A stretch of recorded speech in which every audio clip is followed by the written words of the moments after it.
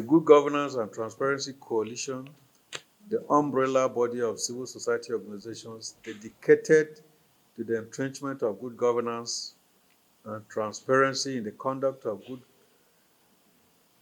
government business in Nigeria, is holding this press conference to put issues in proper perspective with regards to the recent allegations of fraudulent activities in the administration of the affairs of the Northeast Development Commission.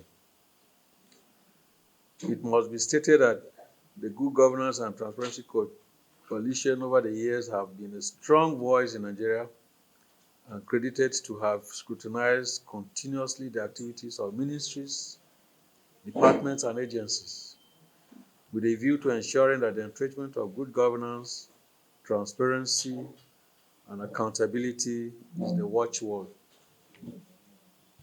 Consequently, the allegations of fraudulent activities leveled against the management of the Northeast Development Commission by a group called the Coalition of New Nigeria Transparency and Anti-Corruption, CNNTAC, mandated us to carry out a detailed investigation into the allegations to put issues in proper perspective.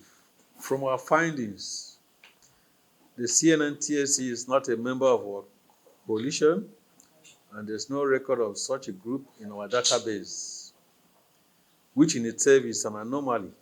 Nonetheless, we elected to proceed with our investigations and make our findings known to the generality of the Nigerian public. We wish to state that the crisis in the Northeast Nigeria has come with its attendant loss of lives, destruction of properties, and displacement of millions of people. It is also instructive to state that the Nigerian military has continuously engaged the Boko Haram terrorist group in ways too numerous to mention. The level of destruction in Northeast Nigeria indeed warranted the effort by the government to commence the reconstruction of Northeast Nigeria through the establishment of the Northeast Development Commission, NEDC, charged with the responsibility to assess, coordinate, harmonize, and report on all intervention programs and initiatives by the federal government or any of its ministries, departments, and agencies, states, and other development partners, and for the implementation of all programs and initiatives for the Northeast states. The NEDC Act further mandates the NEDC to coordinate the resettlement, rehabilitation, integration, and reconstruction of infrastructure for victims of terrorism, as well as tackling the menace of poverty, illiteracy, ecological challenges in the northeastern states, and other related matters. The Good Governance and Transparency Coalition, as a stakeholder in this critical sector, has consequently monitored the operations of the NEDC. It wishes to state that in the past 1 year of its operations, there has been entrenchment of transparency and accountability.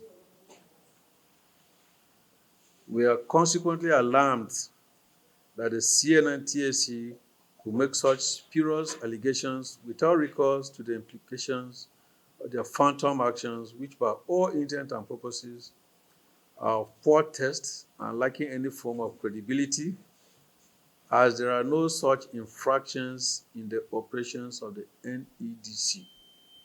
As a matter of fact, the operational manual of the NEDC is such that it's tailored to ensure accountability at all times, and as such, we wonder how such infractions would have been affected with the multiple layer of checks in place.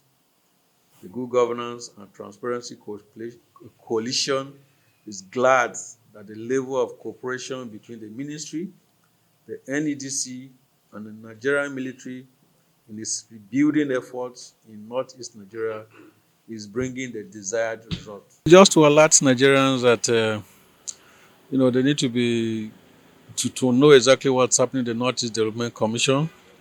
It's an organization that is practically doing very well, and if they are not careful, they'll be hearing stories that maybe things are not properly done in the commission, and we want to put it on the record straight that the minister and the AMD are doing exactly what needs to be done.